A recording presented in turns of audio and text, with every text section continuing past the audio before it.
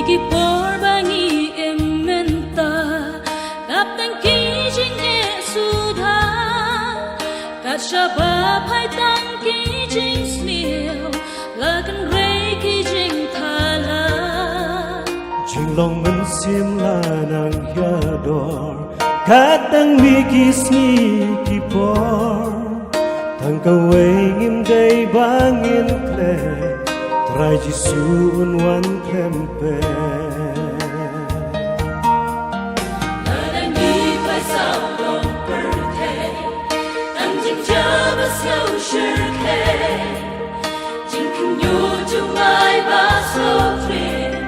Kija tulen ka purte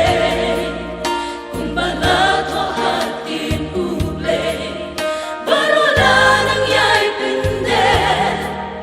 de kita patrai on wando ban man shao ya la ki jo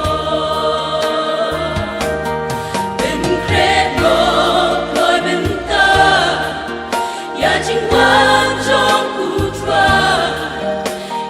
Lut baro irong thala purte wan menta shata kadina shwaju wan try in ben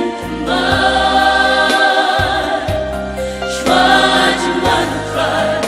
in ben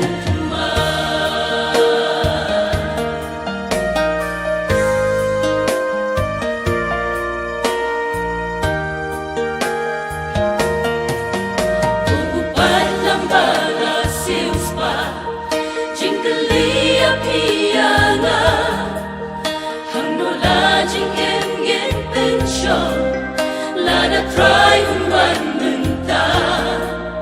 tungin kai kmacha u Jesu ino lord ki jing thala nang bangin yo helang batu shakari ta kredu pa ben kredo loi menta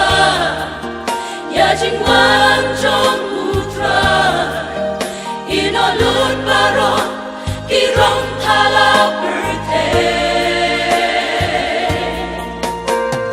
wan menta shatat kading na shwajin man try in ben tuman shwajin man try in ben